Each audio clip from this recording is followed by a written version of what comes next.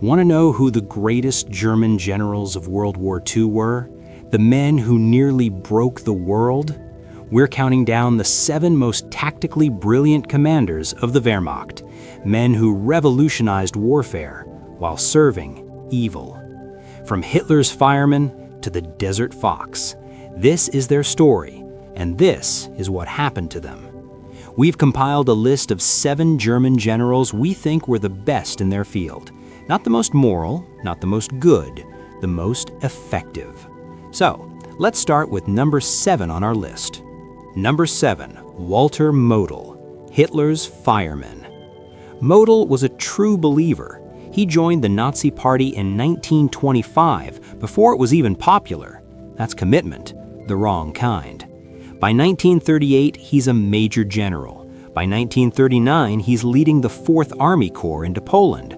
Turns out, fanaticism and tactical skill can coexist. His real proving ground, the Eastern Front, 9th Army Commander, Battle of Kursk, the biggest tank battle in history, and Model's tactical expertise helped plan it. Hitler started losing faith in the aristocrat generals. Too much breeding, not enough belief. Model, middle class, loyal, brutal, perfect. Hitler called him his fireman. Everywhere a sector was collapsing, Model got the call. Put out the fire, hold the line. He did, again and again. March 1944, Field Marshal, the youngest in the Wehrmacht. Hitler loved him.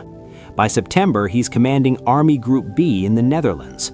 Operation Martin Garden hits, British airborne trying to bounce across Holland into Germany. Model stopped them cold at Arnhem. The Battle of the Bulge, December 1944, Germany's last desperate gamble. Model commanded the offensive. It failed. By April 1945, Army Group B was surrounded in the Ruhr. 300,000 men, no supplies, no hope. Model ordered them to surrender. But Model himself, he refused capture. April 21, 1945, a forest near Duisburg. Walter Model, Hitler's fireman, put a pistol to his head. What happened to him? He chose his own end. Number 6, Günther von Kluge, the man they called Clever Hans, until he stopped being clever. Von Kluge commanded the 4th Army during the invasion of Poland, crushed them in weeks. Promotion, Generalfeldmarschall. France fell next, his army led the way. Then came Barbarossa, summer 1941. He's leading 4th Army into the Soviet Union. It went well until winter hit. December 41, Soviet counteroffensive. Army Group Center is collapsing. Von Kluge replaces von Bock as commander. He held the line, barely. October 1943, car accident, serious one. Von Kluge's out of action for months, but Hitler needs him. July 1944, von Kluge's back, commander of German forces in France. The Allies just landed at Normandy. His job? Stop them. He couldn't. He knew Germany was finished. The July 20th plot to kill Hitler, von Kluge wasn't directly involved, but he knew about it and he didn't stop it. The plot failed. Hitler survived and started asking questions. August 19th, 1944, von Kluge is summoned to Berlin. He knows what that means. He never made it to Berlin. August 19th, somewhere in France, von Kluge swallowed a cyanide capsule. What happened to him? He chose death over Hitler's justice. Number 5, Albert Kesselring. They called him Smiling Albert, not because he was nice, because he smiled while you died. Kesselring started as a Luftwaffe commander, blitzed Britain in 1940. Then Hitler sent him to the Mediterranean, Italy. That's where he became legendary. The Allies invaded Italy in 1943. More men, more tanks, more planes, complete air superiority, naval bombardment, everything. And Kesselring just held. He turned Italy into a meat grinder. Every mountain was a fortress, every river a killing zone. The Gustav Line, the Gothic Line, name after name of Allied soldiers who never made it past. For 2 years, Kesselring held Italy. The Allies had D-Day, Martingarten, racing through France, and they were stuck in Italian mud because smiling Albert kept smiling. He didn't win, couldn't win, but he delayed the inevitable by over a year. Thousands died for every mile. That's not just tactics, that's psychological warfare. May 1945, Germany surrenders. Kesselring's arrested, war crimes trial, convicted, sentenced to death. But here's where it gets interesting. 1947, Churchill intervenes, sentence commuted to life imprisonment. 1952, pardoned, released. Albert Kesselring, the man who killed thousands holding Italy, died in 1960, in bed, of natural causes. What happened to him? He got away with it. Number 4, Hermann Balck. You've never heard of him. That's because he didn't write memoirs, didn't do interviews, just won. Balck commanded the 11th Panzer Division on the Eastern Front, December 1942 to January 1943. 1 month, 1 division. The numbers are insane. In that 1 month, Balck's division destroyed 225 Soviet tanks, 347 anti-tank guns, killed 30,700 Soviet soldiers. His losses? 16 tanks. 16. That's not a battle report, that's a massacre, a tactical masterclass in maneuver warfare. Guderian, the father of Blitzkrieg himself, called Balck one of the best panzer commanders of the entire war. Coming from Guderian, that's like Beethoven calling you talented. Balck fought outnumbered, undersupplied, and still achieved kill ratios that military historians debate because they seem impossible, but they're documented, verified, real. After the war, Americans arrested him, investigated. They couldn't find enough evidence to prosecute. Released 1947. Hermann Balck lived until 1982. Quiet life, no fanfare, no fame. The unknown master. What happened to him? He won the peace. Number 3, Erwin Rommel, the Desert Fox. The only German general that the British admired while he was trying to kill them. Rommel earned the Pour le Mérite in World War I, youngest guy to get it. That's like winning an Oscar when you're 20. Then World War II started, and he got famous. Early 1940, Rommel commanded the 7th Panzer Division, the Ghost Division. Moved so fast, German high command lost track of him. France fell in 6 weeks. Rommel barely stopped to sleep. February 1941, North Africa. Italy's getting crushed by the British. Hitler sends Rommel with 2 divisions to stabilize the situation. Rommel attacked instead, pushed the British back to Egypt. He became the Desert Fox. British soldiers called him that, not as an insult, as a respect. He was beating them and they admired him for it. That's usual. Here's Rommel's secret weapon, signals intelligence. His unit cracked British codes. He knew what they were planning before they did. Radio intercepts. It's not just tactics when you're reading the enemy's mail. But when he lost that advantage and his supply lines got cut, he lost. El Alamein, October 1942. Crushed. The Desert Fox retreated across North Africa. The legend cracked. March 1943, recalled to Berlin. The Africa adventure was over, but Hitler had a new job for him: defend France from the coming invasion. Rommel knew the only chance was to stop them on the beaches. If the Allies got a foothold, Germany was finished. He was right. D-Day proved it. July 17, 1944, British fighters strafed Rommel's car.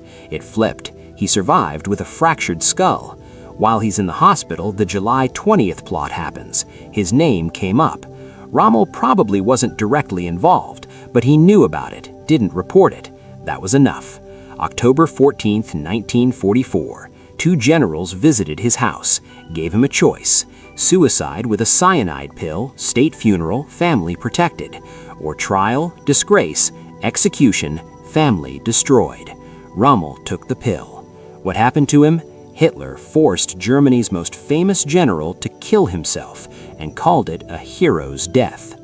Number 2, Heinz Guderian, the father of Blitzkrieg, the man who changed warfare forever, and hated Hitler's guts.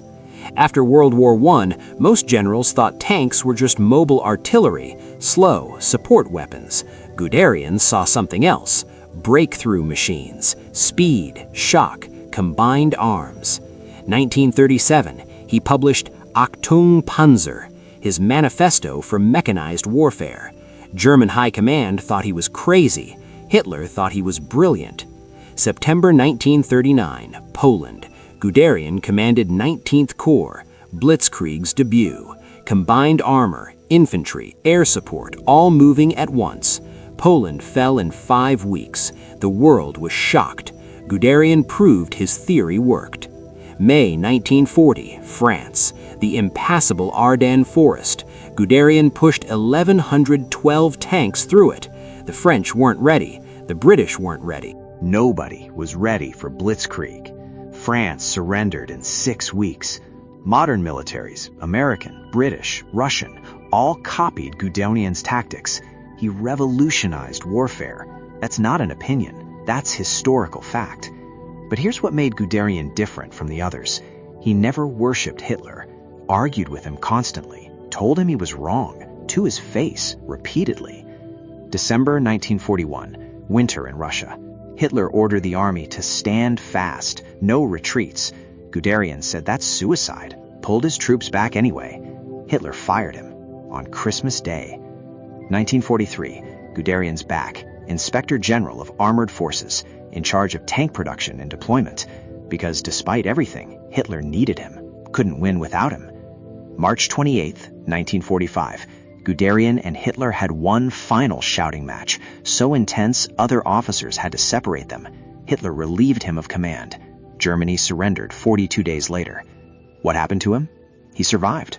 American custody, released 1948, wrote his memoirs, died 1954, natural causes.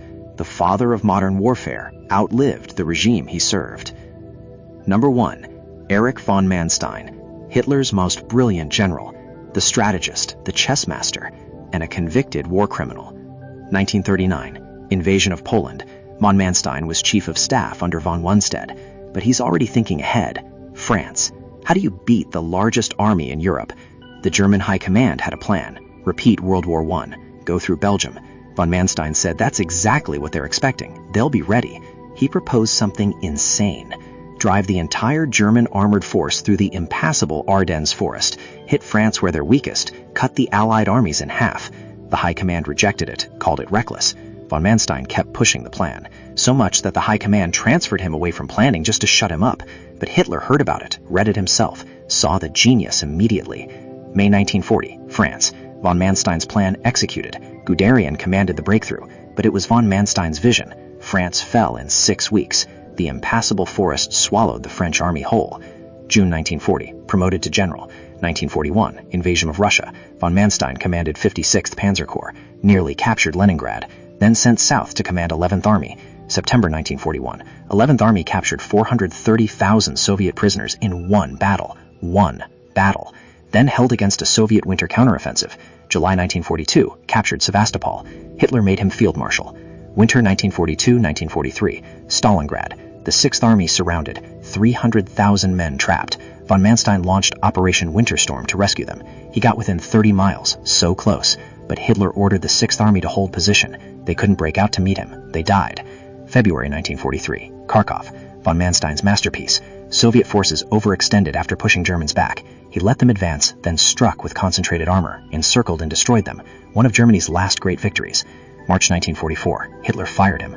Why? Because von Manstein kept suggesting retreats, strategic withdrawals, trading space for time. Hitler wanted to hold every inch. Von Manstein said that's how you lose armies. After the war, British arrested him. War crimes trial. Convicted. Sentenced to 18 years. Served 4. Release 1953. Wrote his memoir, Lost Victories. Bestseller. Became a military legend. Died 1973. What happened to him? He won the peace. Turned war crimes into celebrity. That's the uncomfortable truth. 7 German generals. 7 tactical geniuses. Every single one served the most evil regime in human history. Some committed war crimes. Some witnessed them and did nothing. Some actively enabled genocide. Can we call them great? Tactically, yes. They revolutionized warfare. Their strategies are taught at West Point, Sandhurst, every military academy on Earth. Morally, absolutely not. Brilliance doesn't excuse evil. And here you have our list of the 7 greatest German generals of World War II. Their tactics won battles. Their cause killed millions. That's the uncomfortable truth of history. We hope you enjoyed our video. Leave a comment about your thoughts. Subscribe to Legion Lens. We'll see you in the next one. Thanks for watching.